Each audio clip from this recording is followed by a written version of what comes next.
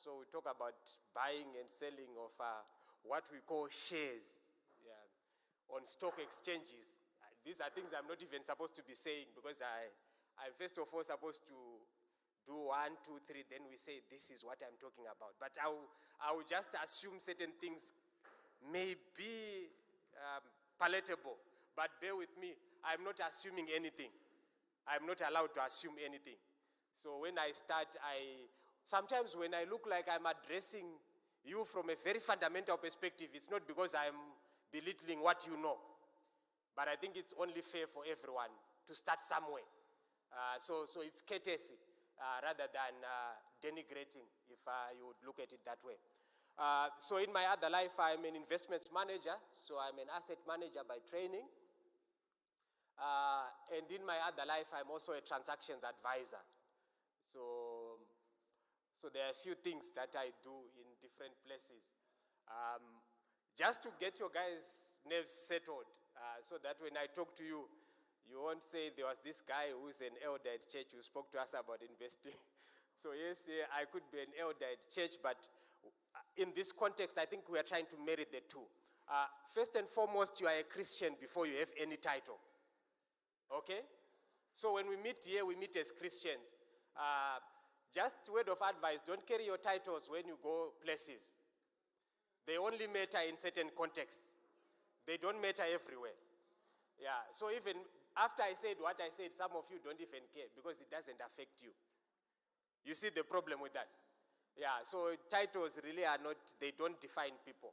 What defines people is their faith.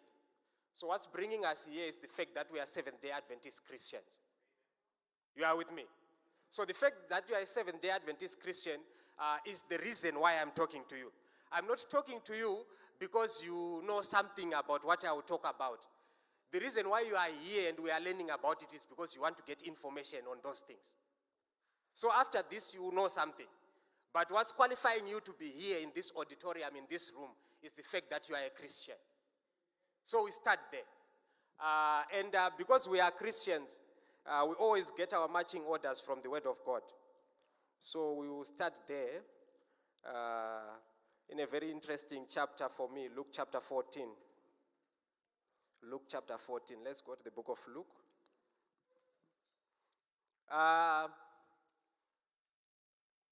One of the things you always discover when you read the Gospels, they have context. Okay?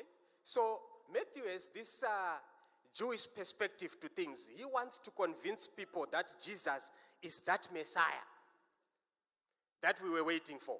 You see what's happening? Because the Jew is still waiting for the Messiah. So as Matthew is writing, he has to convince Jews that that Messiah we were waiting for has come. And that Messiah is Jesus. And when you meet the book of Matthew, Jesus is always referred to as the Son of God. Most of the times. So he needs to prove that the Son of God has come. And then when you go to the book of Mark, Mark has an argument. He is trying to prove beyond reasonable doubt that besides the fact that Jesus was God, he was also man. So you always see this phrase, Son of Man, when you read the book of Mark. And his emphasis there is also a son of man who acts when you need him. So most of the things you see in the book of Mark is the use of the word immediately. So it's like Jesus is coming from the temple. They say immediately they entered into Peter's house and Peter's mother was sick. It's like as if he's stepping out of the temple and into Peter's what? House. So we have a Jesus who is immediate, very present. When you need him, he arrives in the book of Mark. When you go to the book of Luke, the perspective changes. There is a Gentile who has not known about Jesus who needs to be introduced to Jesus. And the beginning of the book is Luke writing to Theophilus, who needs to understand about Jesus. He has heard about things happening in Jerusalem, but no one has informed him in detail. So Luke, being the doctor, the physician, he takes time to surgically discuss the issue of Christ in a very detailed manner. So when you meet Luke, he has to talk about many things. But one of the things I like the most about this man is he talks a lot about money. The Jesus of Luke wants to be involved in your money. I don't know if you are following. The Jesus that Luke talks about is a Jesus who wants to talk to you about financial issues. Why money? Why money? You know, Christianity has been sacrificed on the altar of money by many young people. Morals have been compromised, families broken, relationships in tatters, schools and education put aside. You know, when burning became a sensation in our time,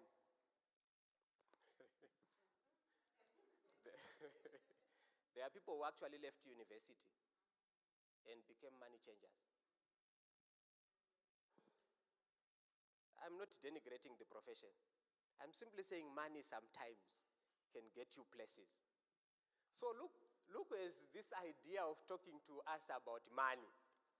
So he wants to know about your money. So the Jesus you meet in Luke is interested in what? In your money.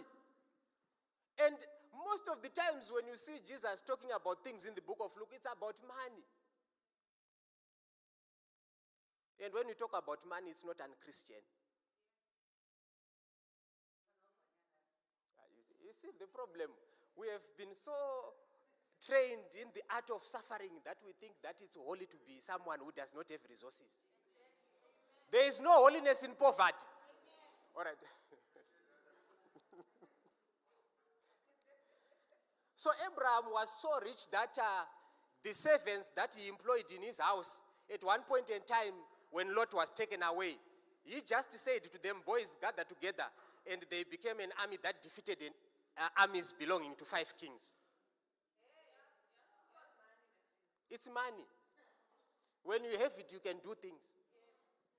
If you read the book of Job, Job chapter 29, they actually said there was a problem in the house of Job because when they were looking for cobra, if you would walk into his house looking for cobra to polish the floors, you would not find cobra in Job's house. You would find buckets of butter. So when you get to Job's house, you would find his daughter with a mop, dipping it into a bucket of butter and mopping the floors. It's money. God has always had people with resources.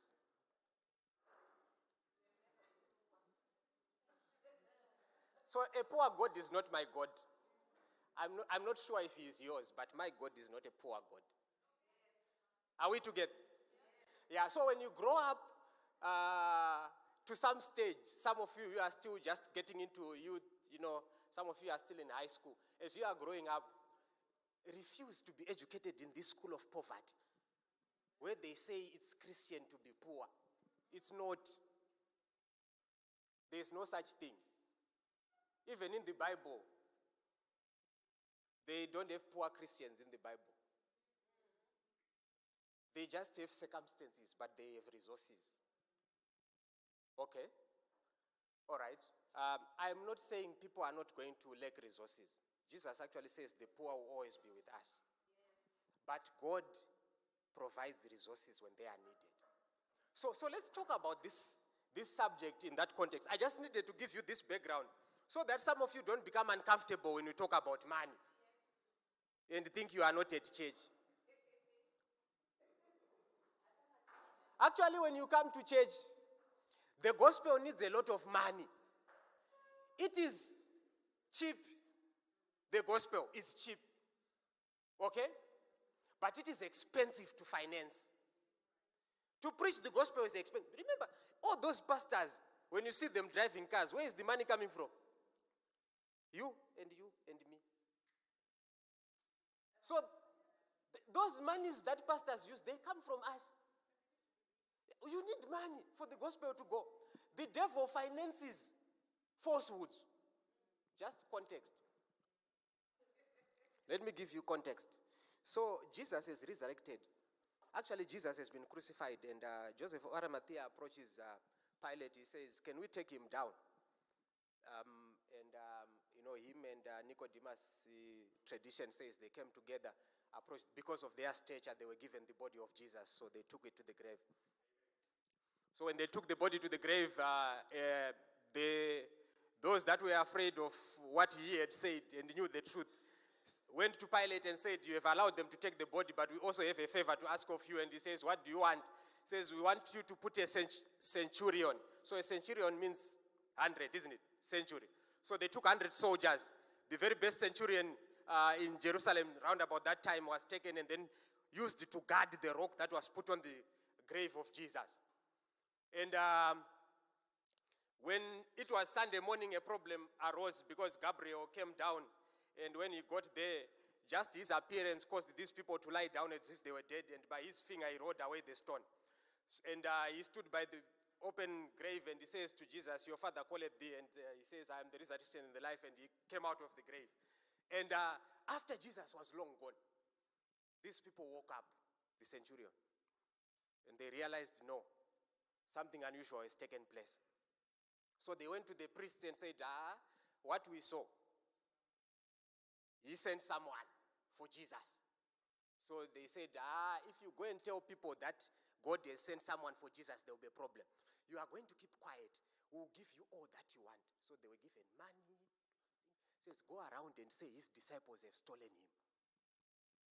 Money. So the devil uses finances falsehoods. Why should God not finance the gospel? When it comes to church things, we all want them to be cheap, free, subsidized. You know the way we look at church.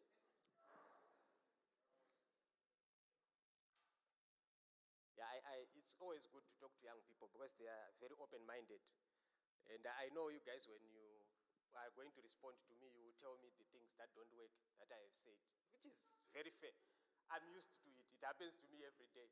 You tell people, let's do it this way, and they tell you you don't even know what you are doing. I don't know why I'm paying you.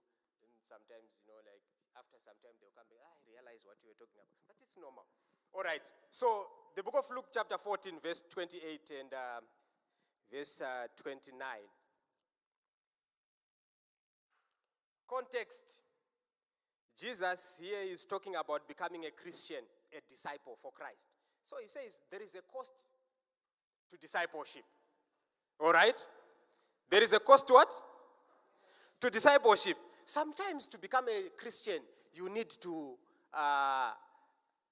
the practices might leave you with relationships that are not in good order, sometimes even with family. So verse 26 talks to that effect. And says sometimes you are even going to sacrifice a lot of things. But verse 28, he says, for which of you, intending to build a tower, does not sit down first and count the cost, whether he has enough to finish it, lest he has laid the foundation and is not able to finish, or who see it begin to mock him. So Jesus here is saying, when you want to do things, be very careful that you have got the resources that are required for you to finish the things that you are starting, isn't it? Because you realize, and this is very common amongst us as young people, if you start something and you don't finish it, and when you meet people, you want to avoid them. You don't want that conversation to take place because it makes you ashamed that you tried something and it didn't work out, isn't it? So Jesus is saying, be careful when you are dealing with these things, especially if you decide to start something. So here I'm going to put the house subject, I'm going to replace it with things that we can do to generate income.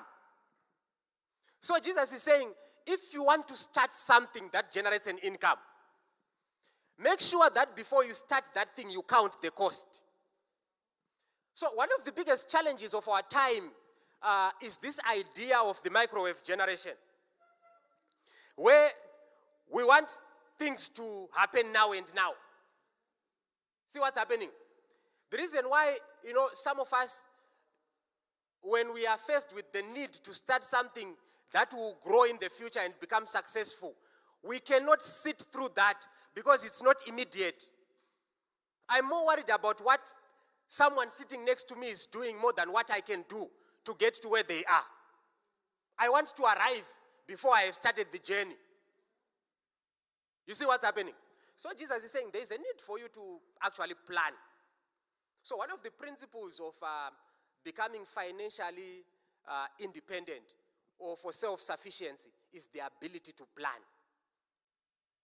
I don't know how I can put this across, but one of the biggest challenges of our generation is people who do not know how to plan for things.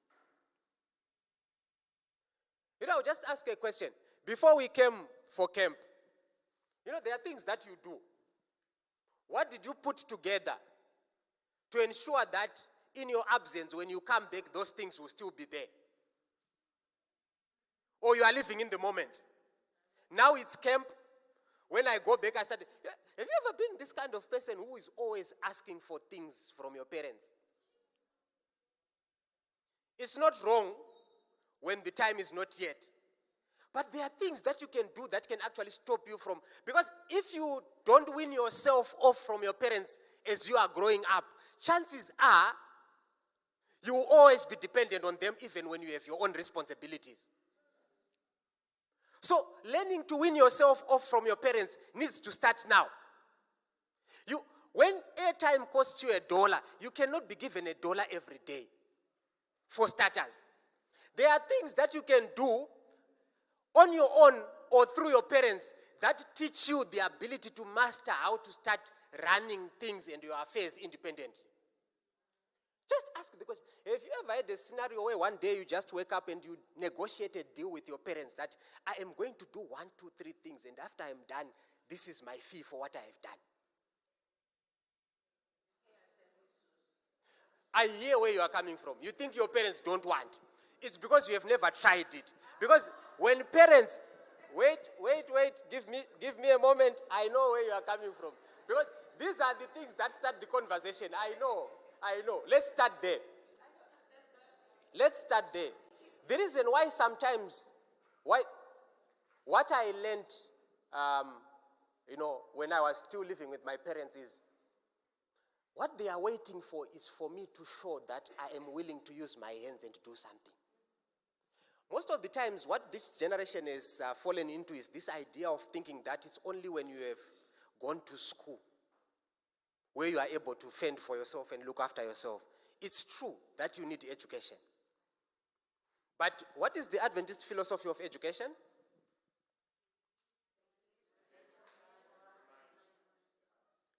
You see where we're coming from? The hand, the head, and the heart. Okay? So when you look at these things, if you put them together, every Jewish child had a skill that they were supposed to possess with their hands. Okay? To be someone who can do manual labor with your hands before you could become anything else. So remember Paul, when he could no longer be a Pharisee, and now he had become a disciple and he was working. How did he finance the gospel? He was a tent maker. And how educated was Paul, in your view? He actually sat at the feet of Gamaliel. Yeah, in our generation, we would say this man had a doctorate. Actually, he was so educated that at some point in time when he was amongst the Greeks, he went to this hill that was called Mars Hill, and there was a place called Areopagus. At Areopagus, this is where the educated people, those with PhDs, would. So what they would say is, they stage like this one, okay, in a room, and they would say, before you get in, lights out, so that people don't see you. So lights would go out, you would get onto the stage, and then you would present your understanding of issues. And people had to be convinced whether you know or you don't know before they have seen you. So this is where the who is who of Greek philosophy were found. The Greeks were known for education. So Paul, at one point in time, he goes to the Areopagus, and lights are switched off, and he sits on the stage, and he begins to deliberate until they were convinced that this man is educated. So it's not about your books. But Paul, in his time, could sit down, make tents, sell tents, support the gospel. Adventists are too smart.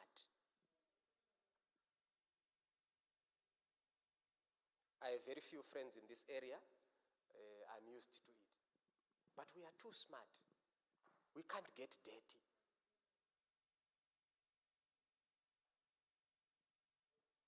So, Those who know me, they think I'm a very strict father. So at my house, so my son is now in Form 1. So we had a very difficult conversation. And I said to him, "You are now going to school. When you're at school, there are some things that you need there. I know you have friends, sometimes you want to buy things and whatever, but I can't just be giving you money. Let's agree, what will you do to deserve money when you are going to school?" Form 1. Because we need to have this conversation. If I don't do that, he will be the one who bothers me even when he has a family. So we need to have the conversation. So he says, me, I like this. I said, no. Things you can do with your hands. So he wasn't sure. So what I did is I spoke to the mother, and we agreed to build a greenhouse. So we built a 240 square meter greenhouse. Yeah, it was going to be too big. So there's a greenhouse.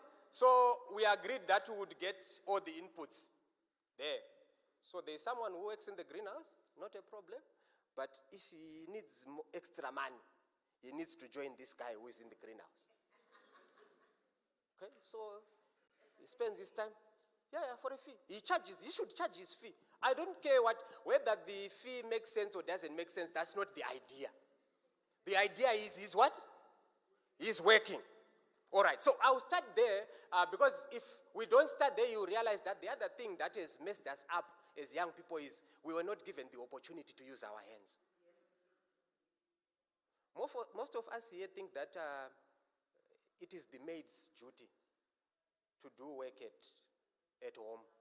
I'm not talking about girls. When I say maids, those are the helpers we have at home, but maids help both boys and girls. So in my house, my youngest daughter is 4 months old. The one before is 7 years. Okay?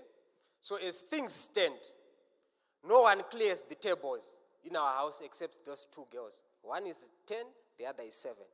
I don't care how many people are at our house and how many plates are there. That's their duty. Okay? When the brother is away. When the brother comes, they have an extra pair of hands. So after his greenhouse, the maid finishes work after they come back from school. And so the maid cooks. Beyond that, they do the dishes, and we have to agree. So my daughters would come and say, "Daddy, we are doing the dishes today," and we agree the charge. So they charge me for that. No questions asked. I'm just giving you information. So at the end of a term, they choose what they want me to buy because they were doing work. Okay? Why am I telling you all these funny stories? The idea is to try and get you to see that training your hands for work is part of your Christian duty. Not just you. As a Christian, you should be able to work. You see where I'm coming from? And you realize one of the biggest challenges of our generation is men and women who can't do anything for themselves. By the time you have your own house, you will be so incapacitated that you can't even run your own house. Do you know that's the challenge we have in our time? Like me, if you see me here, when my wife is away, I actually bath the baby, do diapers, cook the food, do whatever. There's nothing special about being a man if you cannot. Because remember, if you are a man, wait for me. If you are guys, I still need friends, so wait. So if you are a man, one thing you need to realize is if you have a family, the family belongs to you as a man. Your wife is helping you. So if you see me changing diapers, it doesn't make me less of a man. I'm helping who? The child is. So I'm actually doing what I'm supposed to do. But I have someone to help me. You see now? I just wanted to get your attention. Now let me deal with the issue.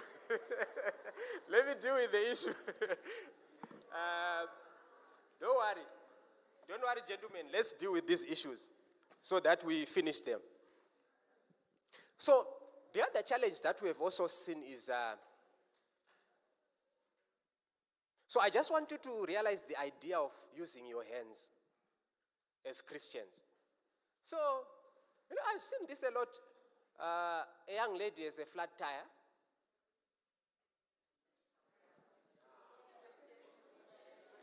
Systems out.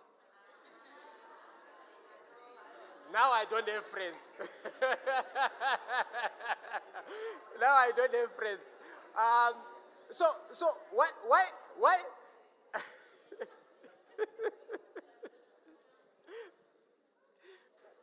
So message to young people says, young people, especially ladies, should be taught to do the other manual work that you find around the house. Changing bulbs.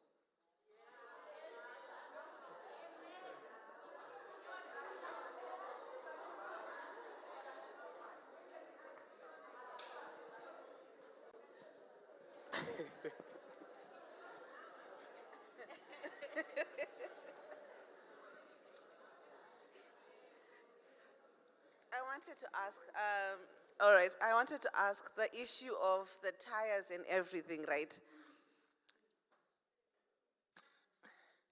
I once had an accident, right? Not my fault. I had to make sure. I'm a very good driver. I was just standing there waiting to cross, and then she came from behind, right? Not my fault. I did everything on my own.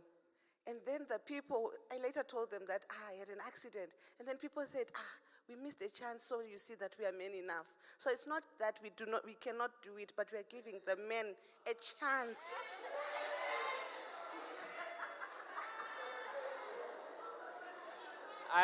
I'm not sure if this is the lesson that we are having, but let me stop here. I'm not sure you can concur, this is not the lesson we are having. This one is a test lesson. All right, let me leave it there. All right. Okay, so let's go back to this idea of self-sufficiency. So self-sufficiency, Genesis chapter 1, verse 26, God is creating man. He says, let's make man in our own image. Okay? So God creates man. Did you know that God is the original proprietor? God is the one who can start anything. So when we were created in God's image, we were given the ability to start things. You are with me? All right. So, because we have this ability inherent and inbuilt in us, it is God's desire that we be people who start things. And did you know that it's very difficult for you to keep the Sabbath if you are an employee?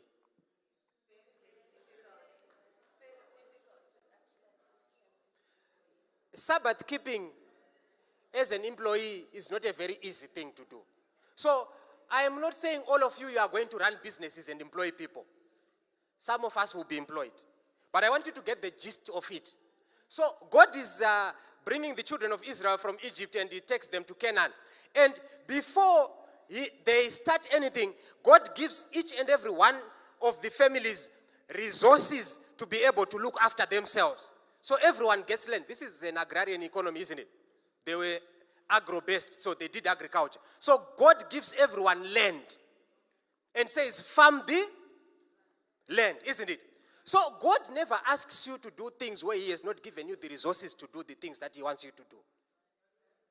So if God is saying to you, I want you to be able to possess resources to finance the gospel and look after yourself and your family, he is not asking of things that he has not given you. That's not how God works. Before God says, give me, he gives you. You see how God works? So within each and every one of us, there is a talent that God has given us. And the biggest challenge of our generation is trying to be someone else when God has given you the ability to be you. You see what's happening? And you realize that in our generation, most of us, we have killed the creativity that God has put in us. We are copycats of the highest order. I always speak about this in the context of women who sell tomatoes. Or men who sell tomatoes. So if you sell tomatoes here and you have a very big market, your market style is successful. What's likely to happen next week? Someone will set up another one. And the two of you are still okay. Demand and supply is still okay. It's allowing you to sell to people around you. What happens next week? And before you know it, everyone in that area is doing tomatoes. So I'll give you economics 101. What happens in economics? There is something called demand and supply. So the price of something goes up depending on its availability. If it's less available, it's more expensive. So as you crowd one place, what are you doing? You are increasing the supply of that good or a service. Then what happens is, because there is too much of it, the prices or the money you get for offering that service, they come down. And before you know it, all of you are not making money. And this is how people actually fail to start things. They copy others. You see what's happening? But that's not how God created you. If God wanted all of us to do tomatoes, He would not have wasted the time that He wasted creating us. For the record, Biology 101 says, when your parents come together to try and bring you into the world, okay? Your mother produces maybe 2 or 3 eggs, but the father has about 500 million of them in his system. You get what I'm trying to say? And the probability of you being born is 1 out of every 500 million or something. I don't know, Doc, you need to correct me there. So, you just being here is a miracle. There is no you anywhere else. It's just you. You are very unique.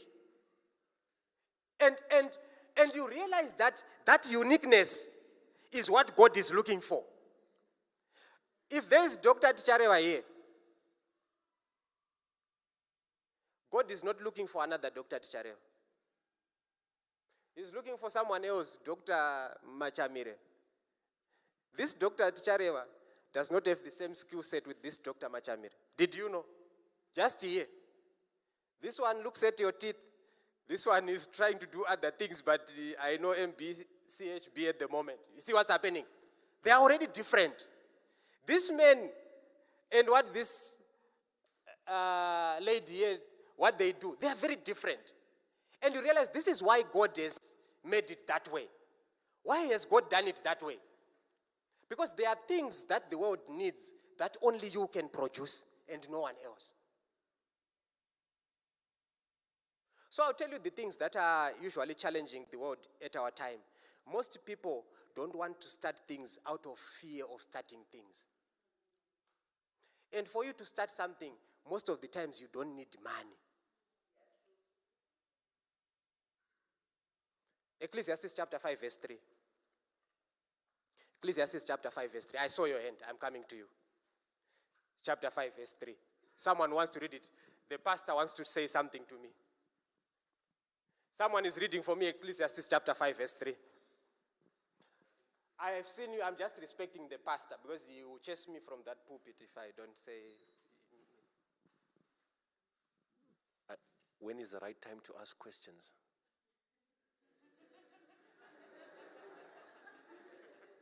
Now, my pastor. I have 2 questions. The first question is, I've heard that several times that you don't need money to start something. Is there another Zimbabwe that people are living in that's not this one? Number one. Number 2, there's an unsaid exam that young men are writing and they are failing every day. We are setting a standard for this young man that is supposed to provide and is a hero. But the girls, they don't appreciate that we are different. So I don't know whether it's economics or what economics it is. My reality in my question is this. Can we give the pastor time to finish his question? Not all professions are professions. If I give you an example, the most pretty girl in this room is looking for the guy who can satisfy her material needs. You talked about starting to sell tomatoes, but in reality, what do you say you are doing to that pretty girl? Are you a businessman or you sell tomatoes?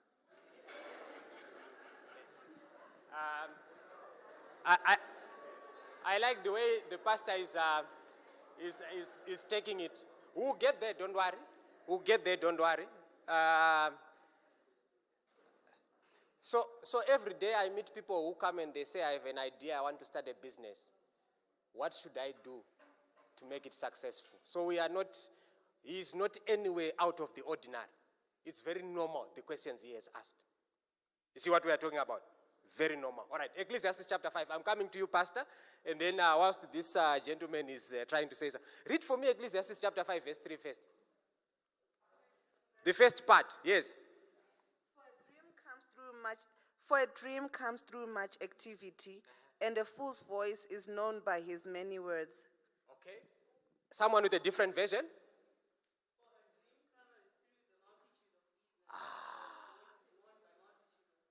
Right, that's the version I'm looking for, right? Keep it there, all right? One and the same thing. No, I want to, you wanted to say something. Oh, yeah, my contribution. Okay, thank you. Right, if we read Genesis chapter 1, verse 3, just to add the creative part in which we are, we inherently, as men, for we are made by God. Okay. And say, God, you created man in his own image. Okay. So we are in God's image. So Genesis 1 verse 3, it says, verse 2, the earth was without form and void, and darkness was on the face of the earth. In that form of darkness and void, that where God was, and he created something from nothing. Okay. You know, you get my point? Okay. So I think the issue of sleep and the issue of darkness, for us not to do something at this verse is not even sufficient. So, be it daylight or dark, we need to do something, to create something into existence. Okay. Here's a perspective. Allow me to comment a bit. I'm supposed to finish at 4. We have never done a lesson in an hour and it's finished. Because I talk a lot, that's my problem. I'm actually paid to talk. So if you meet me, I always say a lot of things. Some of them I'm not supposed to. But I'm trying to put things together. There is what she has said, what the pastor has said, what he has said. So I'll go next round after I try and tie this together. All right. So Pastor, let me start with you. So God is saying, like what you are saying, God has given us the ability to dream things, okay? And out of those dreams, multitudes of businesses have been started, okay? So you realize an idea is birthed out of a dream, okay? You need to dream something so that you can start working on it and bringing it to what? To life. You see what's happening? They always tell the story of Steve Jobs. They say when he, I'm not sure if it's even worse now. Because when he started, the iPhone had one button here. Remember? And during the time, the most successful phone had many buttons. Steve Jobs sat down and said, what if we come up with a phone that only has one button? Those around him thought it was something out of the ordinary. Never been done. But if you look at what he has done today with that idea, revolutionized the world. And most of the times, actually, if you continue reading Ecclesiastes, it says, actually, if you look at what we are talking about, entrepreneurship, they say you live midway between insanity and madness for you to be an entrepreneur, to start things. You actually need to be perceived as someone who is a bit crazy.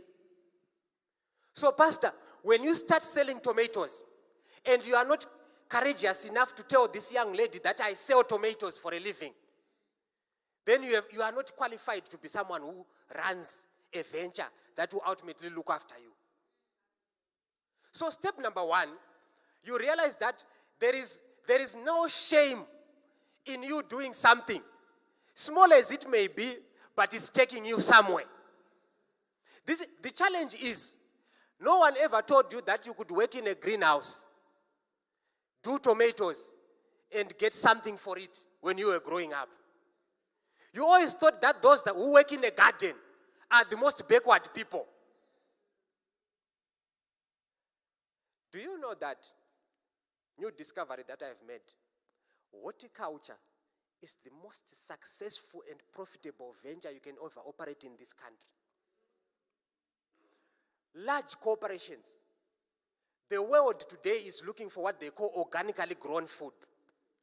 The rest of the world outside of Africa is predominantly using chemicals to grow food. But here in Africa, you run a small venture. You know, I met a group of people not so long ago. They came and they had this idea. So we approached the Dutch embassy and we said, these guys want to do greenhouse on 2 hectares and sell the whatever. They want to come together, everyone, 2 hectares, 2 hectares, 2 hectares, 2 hectares. You do a greenhouse on those 2 hectares. You put your things together, you export. It didn't take us time. These guys got a contract to export their produce to the Netherlands. Okay? Here's the good thing. They don't even have the money. But they have a what?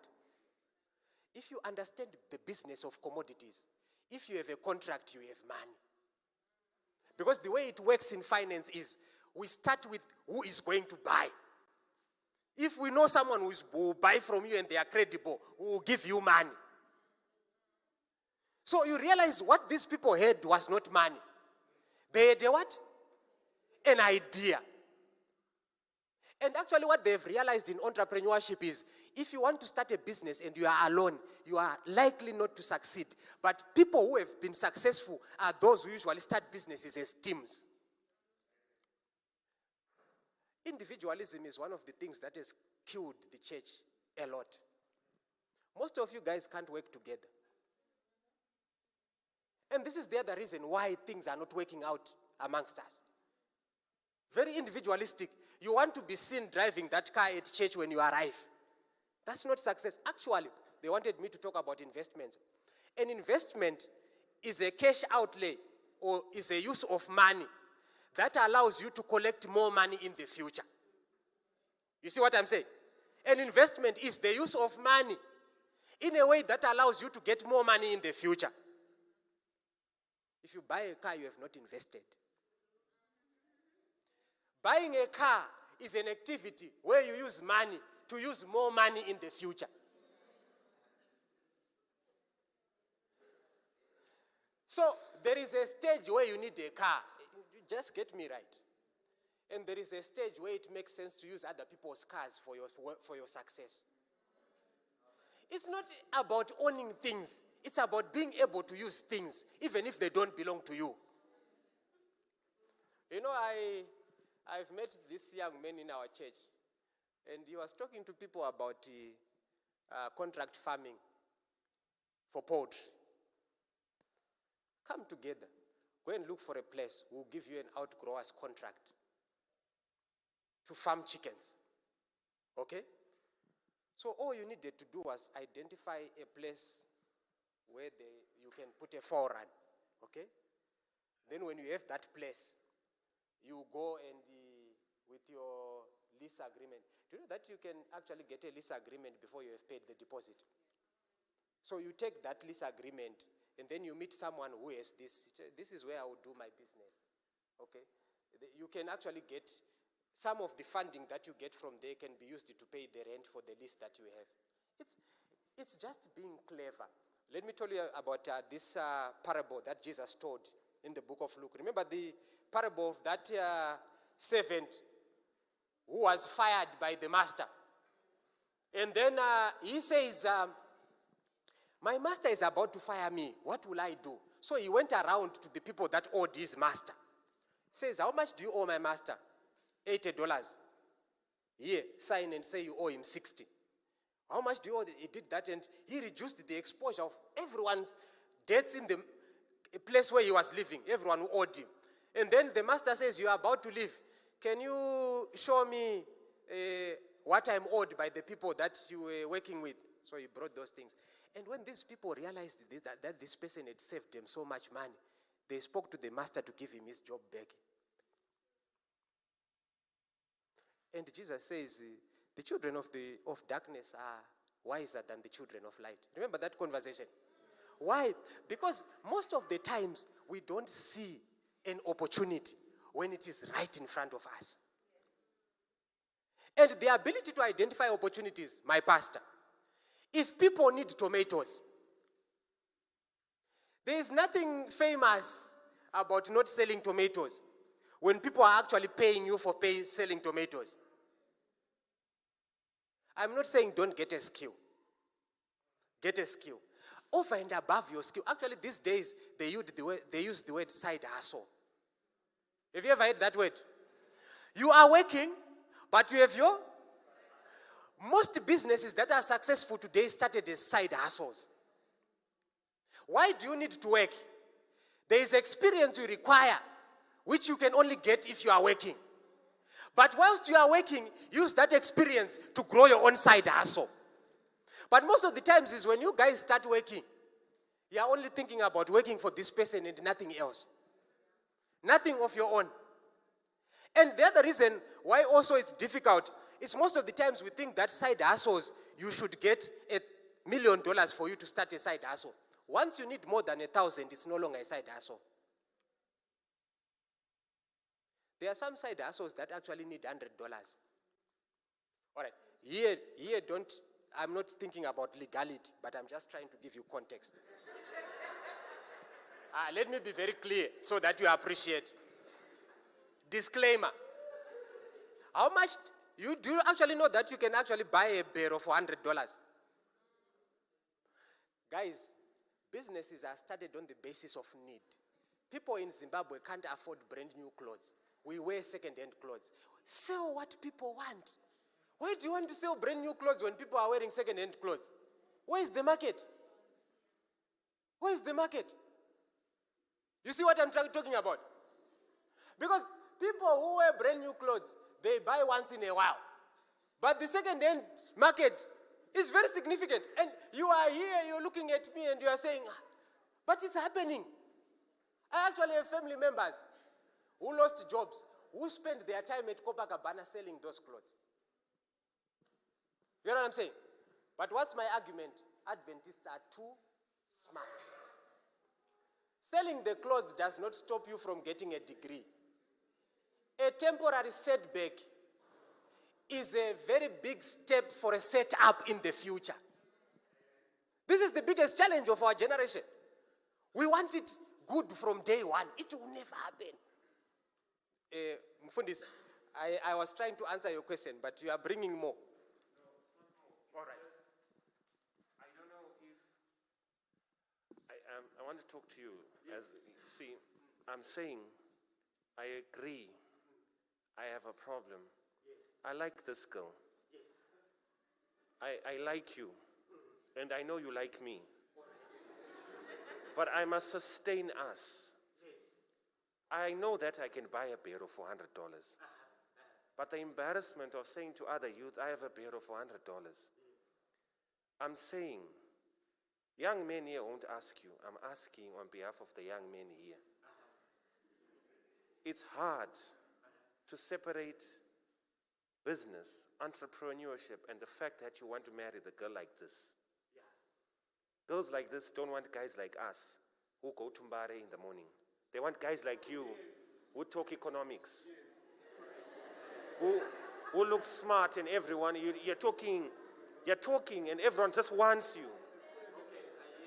My challenge is, if you look around your campus here, there are cars and there are real cars. If you're a young man, did you see the real cars I saw?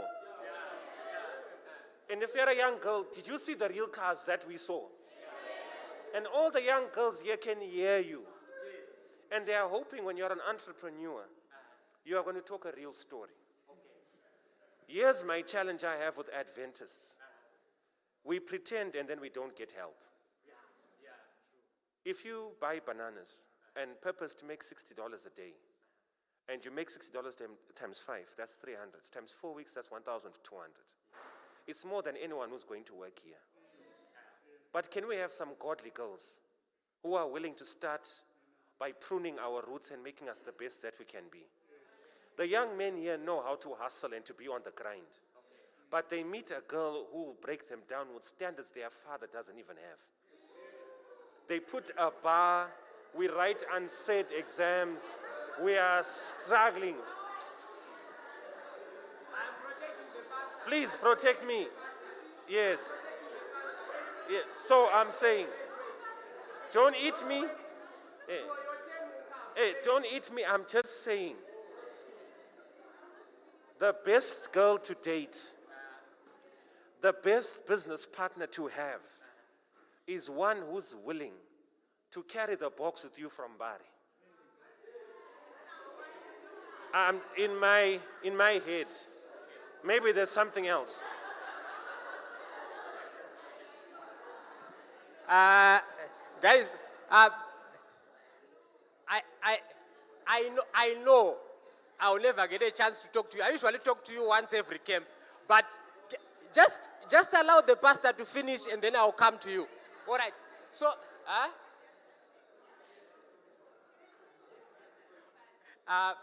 Mfundis, wait for me.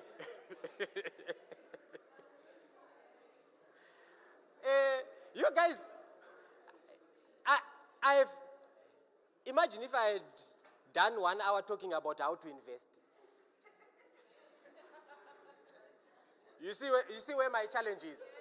So my challenge is, when I see you, I see people who have the potential to become great partners, either as a family or as friends.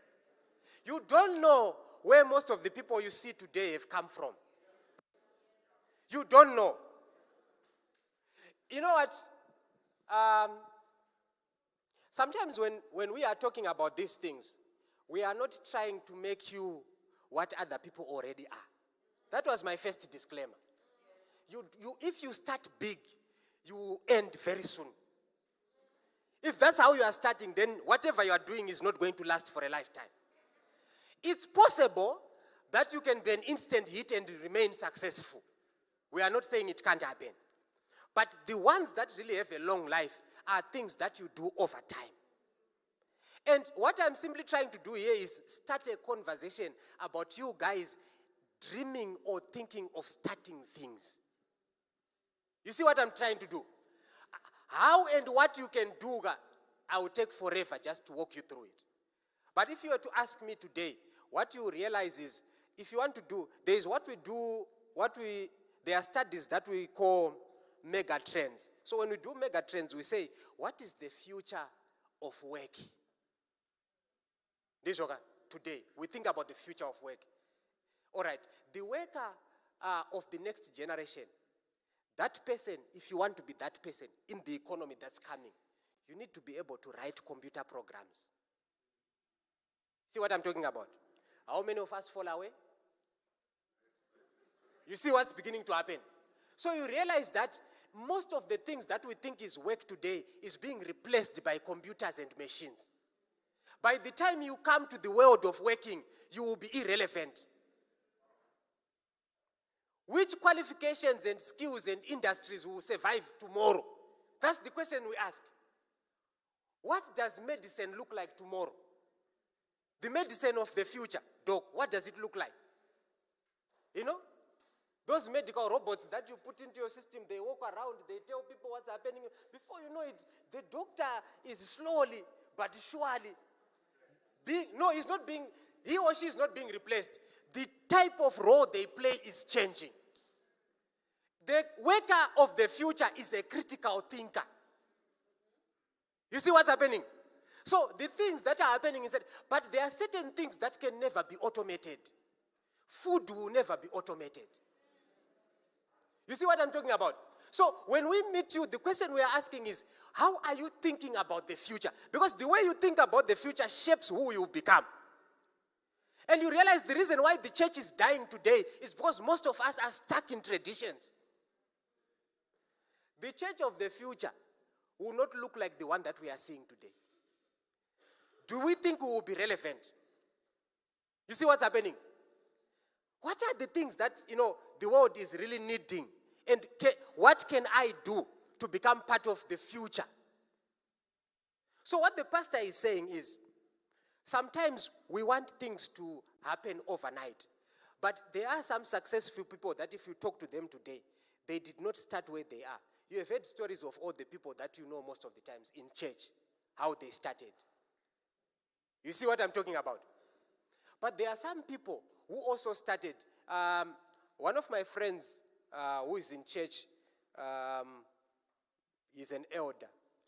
He runs a very successful seed business. But he's just started by selling vegetable seeds. You know vegetable seeds?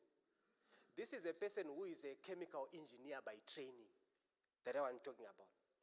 Selling seeds. Before you know it, the people that he met a lot when he was working or interacting with others, they became his first clients. He would sell vegetable seeds. So the business got so big that now he is actually one of the recognized suppliers by certain agro businesses. When he started, how he started it, he was working in the industry that produces foam mattresses. You know foam mattresses? The old type of mattress that we had. That technology died away. He had no job, but a degree. So instead of looking for work, he said, let me start selling vegetable seeds. What do you think people were saying when an engineer was selling vegetable seeds? Crazy, and if like what the pastor now, what he is saying is, if the young ladies of our generation were to see that young man, they don't see much. No, I'm not saying that's what I'm saying. I'm saying that's what the pastor is hinting. So please don't kill the messenger. The pastor is hinting on a setup where we are actually going to find ourselves thinking that, you need someone successful for you to be successful. Success is something that you work on. If you couldn't work on it, God would not have given you the ability to start things. You hear what I'm saying? So things, you actually can start some. So what I'm trying to do here is just ignite the entrepreneurial spirit in young Adventists. Stop this idea of going to beg people for things. When you meet people, take an idea. Take an idea to people. Most of the reason time why people no longer answer your calls is because you are a beggar. You see what I'm saying? When you call me, and there's a young man from City East, I don't know where he is. No, he came to me and said, Elder, this is what I do, but I want to start a business. Okay, so it was actually a very busy day. I actually stopped. He was in town. I actually sent someone to pick him up. We sat, we had a conversation. We talked about it. He went away. He keeps on going. Now he has given me a business plan. I look at it. I give ideas and whatever. This person, when they call me, I answer them. You see what's happening? And this is actually what people around you want to do for you. They want you to be useful. Sometimes the way we perceive how to be helped is we want to be basket cases instead of being when we are looking at you, we are looking at the church of the future. If the people who are existing today and are financing the gospel are no longer there, will the church still have funds and resources? If you look at yourself and you look at myself, you see what's happening? Because when we are thinking about it, it's not about us having things. It's about God being able to do the work of serving people through what we have. Will we have enough to finance the gospel here when we are seated? So how do we then create the environment where that happens? Look for the places where this conversation can take place. How can I start something? So I know I have not said anything. I know. But what I've tried to do is to start the conversation about you thinking of something to do. I can't tell you what, because there are many things I've said, but I can give you research, business research that confirms things that this world is in need of, including our country, that are in short supply. Did you know that in the UAE, one of their biggest challenges is the Muslim community? They eat goat meat a lot. Okay? So I was talking to one executive of a very big business in Zimbabwe, and they said to me, these guys from the UAE have approached us, and they want goat meat. So I sat down. So I went and I met Pastor Machamiri, and I said, Pastor Machamiri, he's the EZC Stewardship Director. I said to him, this is what information I have. What can we do for the church? And what I realized is, so I have friends who are into this agric thing. So these guys told me that if you take a 50 kg bag of maize to Mzaraban, you can actually come back with 2 or 3 goats. Follow what I'm saying. How long does it take for goats to multiply and become big in number? Very short space of time. One goat can give birth to how many? 4, up to a maximum of 4. 4 in a year, all right? All right? So you realize that because we are not patient, we want 100 goats now and send them to the UAE. That's not how it works. So if you think about this, and what I'm talking about is not something that you guys need to do individually. If youths in this district come together, it's just me thinking, I know it will not happen because most of the times you don't agree. If you come together and every one of you may put maybe in place $10 max, I know you guys spend more than $10 a month on airtime. If you put $10 together, and you can actually set up a fund that can buy goats every month. You see where I'm coming from? You buy goats every month, you put them somewhere, and believe me, you can find where to put them if you are serious. There is a lot of idle land in this country, you won't believe it. A lot of idle land in this country. People are prepared to be given nothing, groceries, to lend, make you use their farm, because people have farms and they don't know what to do with them. So you can take your goats, put them there, wait for them to multiply. After a year, it's very possible for you to be having 500, 600 goats. If you come to me and you say, we now have 600 goats we want to export, I can link you up with the executive who will link you up with the people who want to buy goats. But how are you starting? You hear what I'm saying? I have said this in many places, and people will say, we can do it, and before you know it, it's a sensation in camp.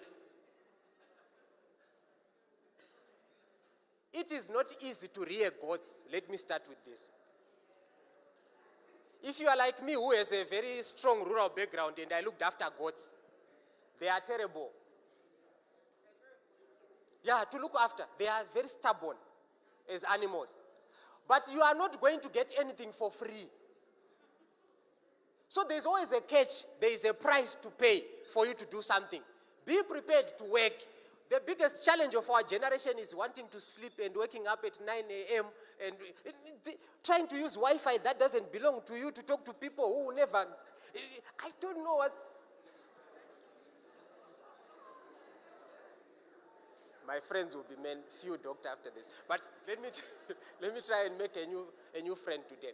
All right, guys. So that's all I wanted to do for today. Let me stop here. That's all I wanted. I just wanted to ask you guys to try and think of things you can do. All right. So in the next 10 minutes max, I'll ask you guys to comment. So I'll get 3 people from this side who have not said anything and 3 people from this side. So we start. All right. 1, 2, 3. Okay? Here. 1. Anyone wants to say something? I can go over to this side because I don't have time. Oh, Doc, you are there. Okay. Then the last one. Okay, I'll take your end. So I'll start from here. Pastor, I'll end with you.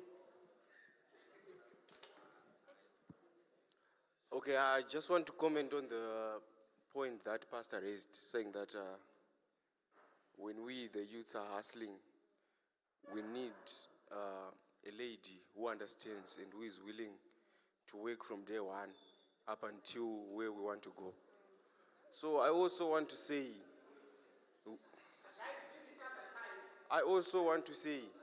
isusu sewakomana, when you have a lady who supports you, when you have a lady who was down for you when you had nothing, Antika, and then Jozo Buddha.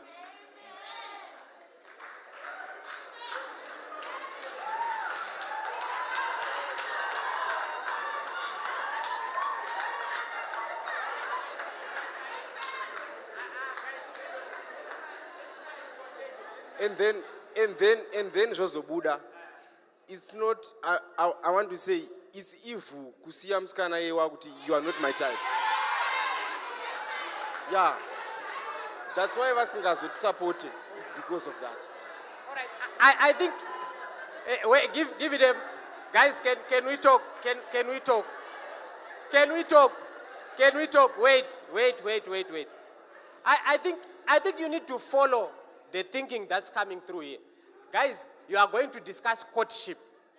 And Makosi, when you discuss courtship, there is a type of courtship that we have spent time. In our time, we would discuss courtship in a different way.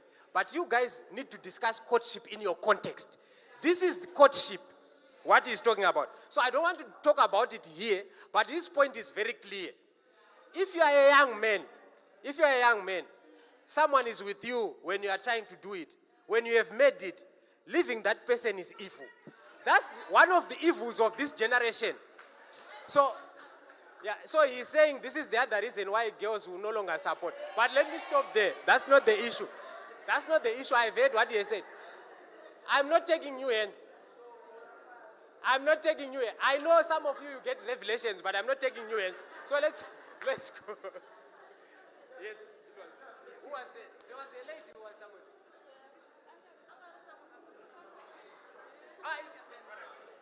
Hey, wait, guys, let's hear this one.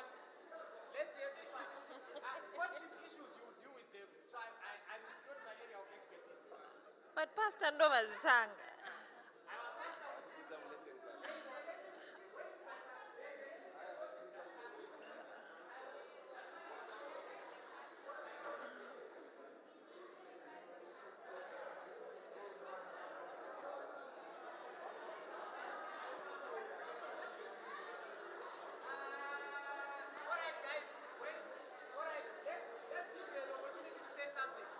Okay, guys. Let's hear what he has to say. Guys, the faster we do this, the earlier we do. Because I wanted to respond to what the pastor had said. But anyway, my contribution was this. I think we need to get to a point where yekunyara inofanira kupera pakutsvaga mari. We should stop being ashamed of our hustles. Pastor mentioned about tomato selling, right? Pataura nyaya mabero, right? Urukusangana Diana, kana wasangana Diana, urukunyara kundudzo kuti urutengesa mabero, kuti zvaita sei? Urukunyarei. The next thing is I don't get to know what you're doing, and I make a decision based on assumptions, right? And after making a decision based on assumptions, maufunga kuti isusu tisi ne problem. Asi problem iri kubva pane munhu ari kunyara kutaura zvaari kuita, ari kunyara kutaura zvaari. So a person cannot be supported when you don't know what exactly is going on. Okay. I think, let me tell you the other thing that we have learned. So in the Adventist education, we said there are 3 H's, isn't it? They have discovered the 4th H, which we call the home.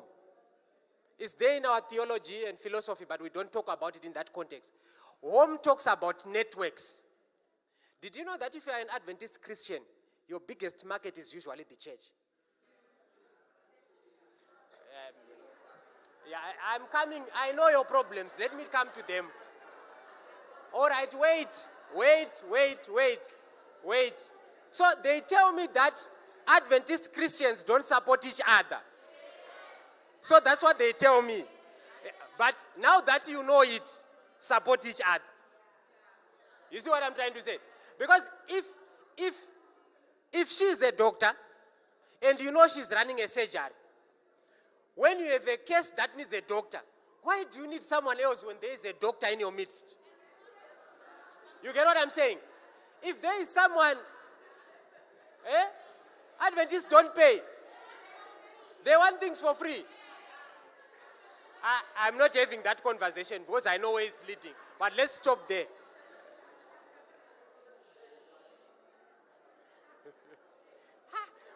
Why do you guys have, what I'm realizing is our ability to succeed. Let me tell you something about Adventism. If you are an Adventist Christian, your life revolves around church. Whether it's economic or social or what, you will live here. You will live and die in this community. That's one thing you need to know as an Adventist Christian. So trying to dissociate from yourselves from these people is actually dangerous for yourself. You see what's happening? In other Christian denominations, someone can actually profess and be this type of a Christian and then go and do things elsewhere. But as an Adventist, it's difficult for you. When you want to marry as an Adventist, you marry an Adventist Christian. See what's happening? And your friends, most of the times, they are Adventist Christians. When you want to do business, most of the times you are likely to interact with Adventist Christians. So you realize that your life is so stuck to this faith of yours to the extent that you need to master the art of living together. And this is the other challenge we are having today in the church, where we are failing to see each other.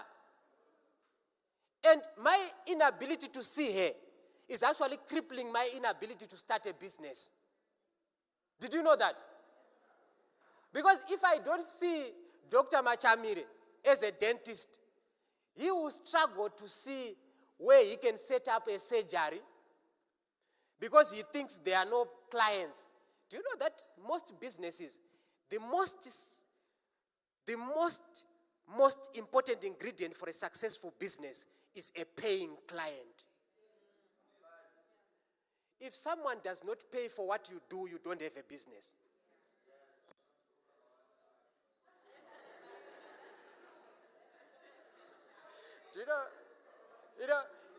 Problem, the challenge I am seeing here is, you guys, when you do business together, you don't pay each other. Let me just be blunt. It's unchristian. Okay? It's unchristian for you to do that. But guys, look here. Why are we having this conversation? To help each other to realize how our actions affect the next person. If you are that kind of person whom, if you engage in business with an Adventist, you don't feel the need to pay the Adventist, then you are actually killing mission. God's work won't go anywhere because of your activities.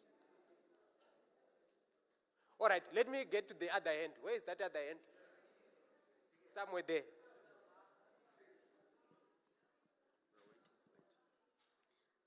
Okay, so mine is a question. You said something earlier about young people not coming with ideas and whatnot. I don't know about many people here, but personally, I've experienced people in positions of influence taking my idea after telling me that it doesn't work. So it then becomes difficult for me because I have so many ideas. And now I don't know who to go to with my ideas because I'm afraid this person is in a position to run this thing. I don't have the funds for it, but I can see that from here and here and here, it's going to work and it's going to go like this. And we'll sit down and they'll tell me, no, you see, actually, the Zimbabwean market is like this, so this is not going to work. So for your business, it's not going to, break market. Your market will be very small, so it's not worth it. And yeah, don't even, just forget about it. Next thing, that person has now gone with my idea and they're making it. So now how do we then safeguard our ideas from being, yeah. Which ones of you guys are lawyers here or lawyers in training? Or those who are practicing law? Who? Iya taura wacho. All right. Sharon, what's the name of the association? Adventists in Business for Mission. So what they did is, these guys, they came together as young entrepreneurs, and I'm sure those that are trying to make it, professionals and other guys, they are coming together. Some of the subjects or issues that they discuss is, how do you protect your ideas? So one of the challenges that you find is, most of the times is, we never have a conversation around when you have a business idea, what do you do first? Because that one is the reason why you are facing this challenge. And sometimes if you think you have something that will be successful, it's always good to meet someone with a legal background and have a conversation. So I'll tell you this, but this one is for people who want to go big, the way she's talking. Okay? It's always good to meet someone with a legal background. And when you meet them, I was hoping I would see. There is a guy who fellowships at City Center, a deacon, Lucky Jonas. You know that guy? He's actually a lawyer, eh? My lawyer, hey, so you find these guys, you guys, you know what? What I did here, if I was going to do it, if I'm invited to speak at a conference, they will pay a lot of money to attend that conference. So you don't become successful as an Adventist Christian because you keep ideas to yourself. When God has given you a talent, use it in mission. Find time to speak to the other guys about the legal issues that affect people who want to start businesses. You are a lawyer, that's why you have the skill. And can I health date no days I'm a doctor they charge you a lot of money for that, but if it's church, you get it for free. But the other professionals and people with skills in our community, they are so stingy. They don't want to share. I was trying to talk about agriculture, but I know Muna knows the agriculture. You see what I'm saying? I should not be talking about agriculture. I don't know much about it. I know the business aspects of it. But there's someone who's a professional who can speak to you about agriculture. And you guys, when you meet and we do those social Sundays and whatever, the amount of time you spend talking about the things that don't matter is too big.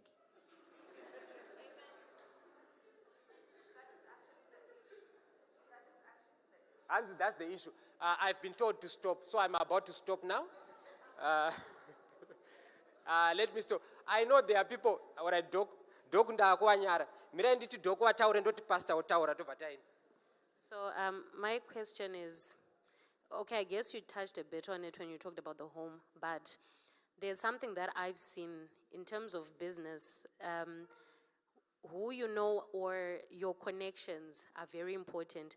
So there can be 6 people who sell t-shirts, but if you manage to talk to the right, talking to the right people, or for example, there was no way we were going to know that the UAE wants goats, except that we talked to you. And you are connected to very specific people, and those specific people are connected to specific people. So I don't know where it fits, but I feel there's something about connections, having good connections that help you. In entrepreneurship, we call it social capital. So most successful entrepreneurs have a network. And how do you network? It's church, and on a Sunday. Tell each other what you do. You know, Sharon, I know she is a business person. If she gets stuck and there's a legal issue, she should know who to call, who is a church member. But most of the times you realize that we end up giving business to none. Why? Because we don't know what you do. Guys, there's no value in being secretive about what you do. if you actually want to be poor most of the times, be secretive. Even if you sell tomatoes, tell people I sell tomatoes. There is a day that's coming. When people were coming for camp, where do you think they got the tomatoes that they are using here? How many tomatoes do you think we used here? I'll leave it there. Pastor? Ndambokuchaga kuti utaure kwakanyarara iwo.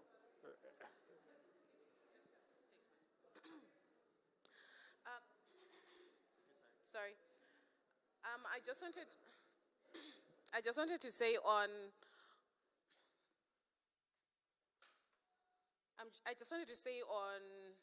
networks and connections. Our challenge mainly is we want to join networks that are already there and that are very, very solid. They'll never open up for us. Our networks are here. He's a doctor. She's a doctor. He's an accountant. Yes, he is a vendor. What are you? He's an architect, actually. He has done very good buildings and stuff like that. So we need to create our own networks. His network is already closed. They have suppliers and service providers for the things that they want. Let's not go to them. I do air conditioning. He looks for me, and I do quotations and do business with him. He does that. He does whatever he does. Let's create our own networks. We are going to grow Isusu Pachelu, and we're the next big network that someone who's behind us also wants to join. Our challenge is we're looking to get into the next network where it's already sealed, because they have a trust. We're never going to get in there. We are leaving each other and stuff to do simply because we feel or he doesn't have something that I emulate. But does he not have the money to buy the product that I'm selling? They do have. And he mentioned ABM. So there's an association called Adventists in Business for Mission, where we are saying young professionals, Adventists, who are running their businesses, whether you're running your business or not, or you have an idea, we are coming together, capacitating each other's businesses. And after we capacitate, we also fund mission. We are not only looking to capacitate your business. After your business is done well, you're also going to then fund mission. So we are doing the Adventist movement in the process of us capacitating each other. Like he mentioned when he started his conversation, because God says so. We are not going to lend if we do not have. We are not going to bring a sacrifice before the Lord if you don't have the sacrifice. So what we're saying is let's come together and in those associations, wherever you are, if you are to join ABM, if you are to start your own association, wherever, but we want to capacitate your business so that it does well, so that you also get on to fund mission. So the business does not only end on us as individuals, it's also going to fund God's work. Thank you very much. Pastor, you with the last one? I don't know why, for some reason, people thought I was talking about courtship. I was not talking about courtship, I'm talking about duty. Okay. What you said right now is the first time I've heard it in a long time. Here's one fact: your pastor knows everyone who does everything. And we are close to everyone who does everything, but it's irrelevant to me. You are the business person. So I store it in my head. Oh, that's the lawyer, that's the architect, that's the what. Don't look at your pastor as only your spiritual connection. We are a conduit to more than you think. That's one. The second thing is, the duty of a man is not to get a job, but to work. Work and job are two different things. God gave man work, not a job. So a man must work very hard.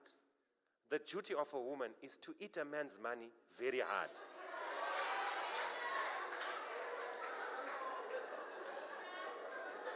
Are you hearing what I'm saying? I'm not a business what, I'm just a theologian.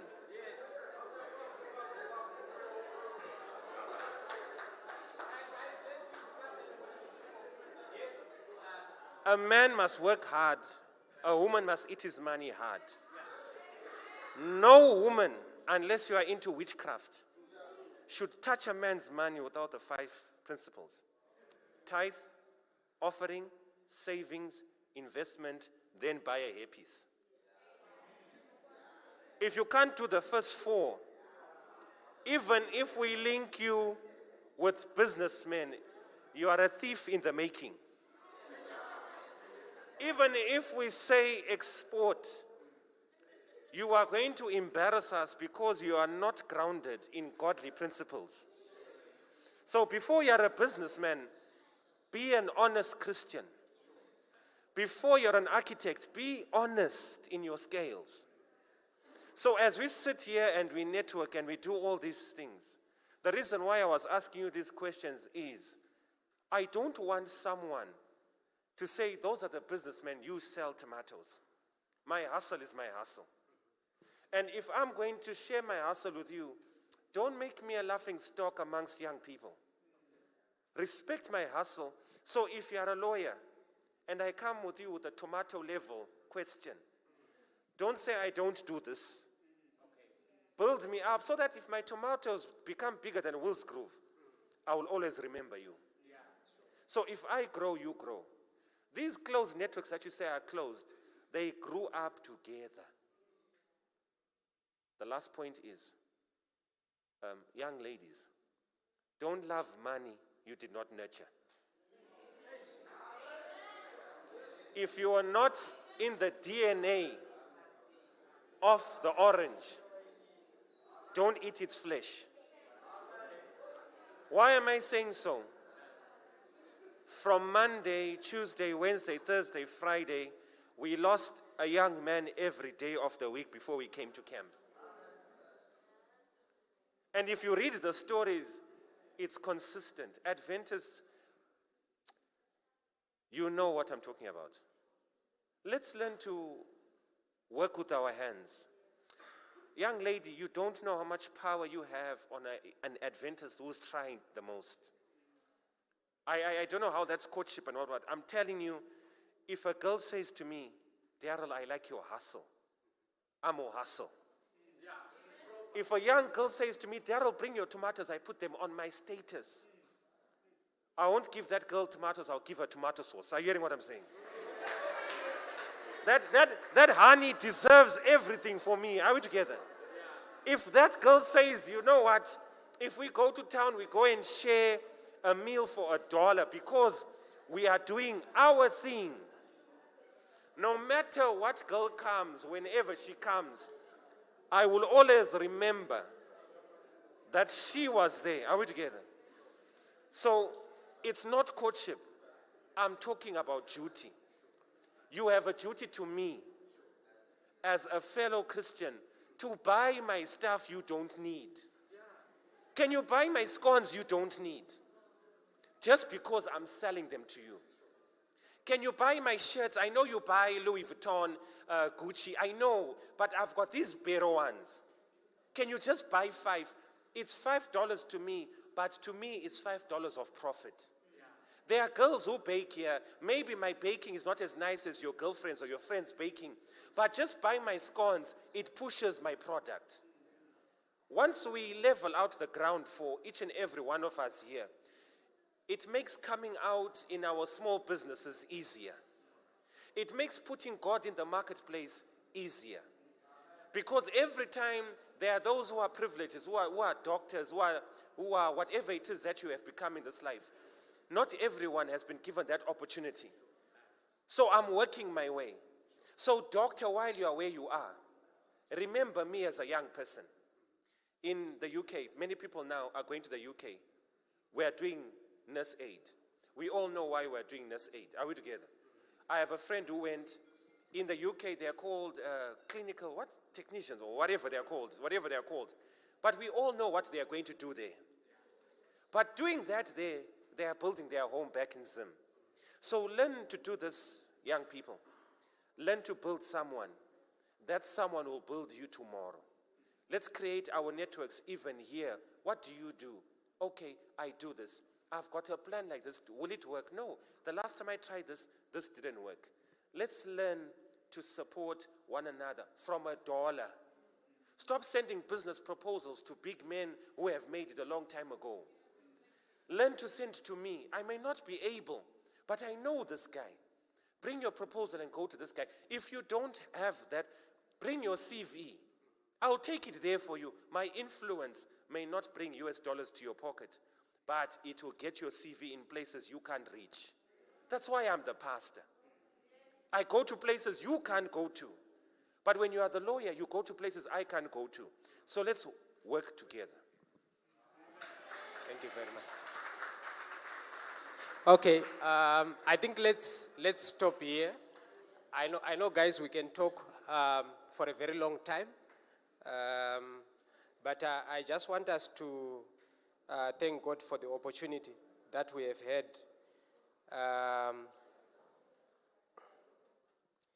Deuteronomy chapter 8, verse 18 says, "But you shall remember the Lord your God, for it is he that gives you power to get wealth, that he may establish his covenant which he sware unto your fathers, as it is this day."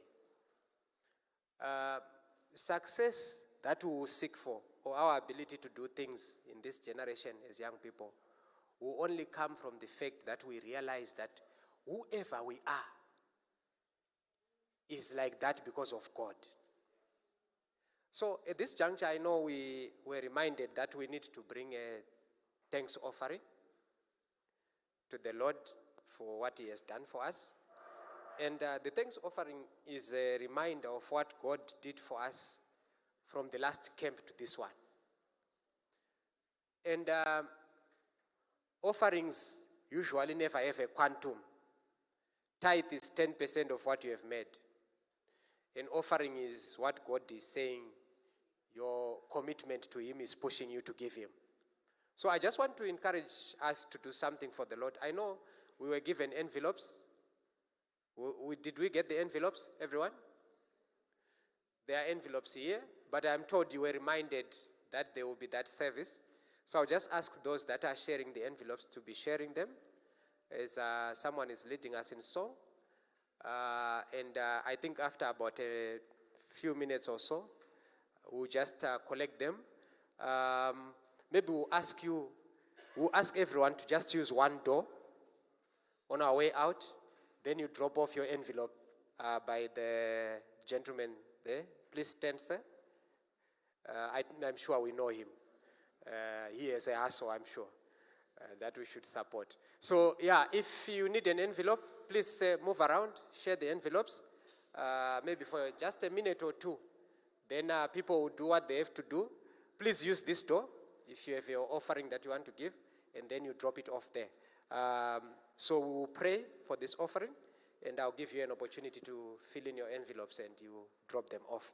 If you feel that you want to bring your offering in the evening as well, I'm thinking it's only fair to give people another opportunity in the evening to, submit their offerings. We are praying. Let's pray. Heavenly Father, we are grateful for the privilege that is ours to sit and discuss even issues that pertain to financial resources in your ministry. We know we were speaking as young people. Some of us, we are still trying to get to a stage where this will be useful in our lives. But we are praying that the principles as they come, they will be useful when we need them the most.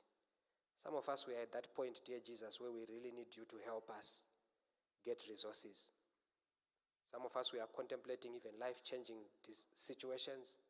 We need to make life-changing decisions. Some of us are contemplating even starting a family. Some are looking for an opportunity to get experience in a job. Some of us are planning on starting ventures that can only be successful because you have blessed them. Dear Jesus, we pray that you come through for us. For your word says you know us by name. And as we are coming to the end of this service, we also want to express our gratitude for what you have done for us since the last time we met at camp. And please accept our offerings as we bring them to you. Bless them, dear Jesus. We pray that whatever we put before you, may it bring blessings in abundance to us. For we know you are able to do exceedingly abundantly more than we can ask or imagine. For that reason, we come to you because you are our God. Bless these young people, dear Father. I cannot mention each and every one of them by name. I do not know the specific needs that they have, but you, dear Jesus, you know. Visit them. Bless them, dear Father. Strengthen them. Establish them. Guide them. May they be visible, even in a place where they cannot be seen. May their presence be felt, even in places where others are not being felt. We pray that you give them an influence that brings glory and honor to your name. Bless them because we have prayed for them in Jesus' name. Amen. I'm sure the chorister will sing for us as we fill in our envelopes and drop them off by the door.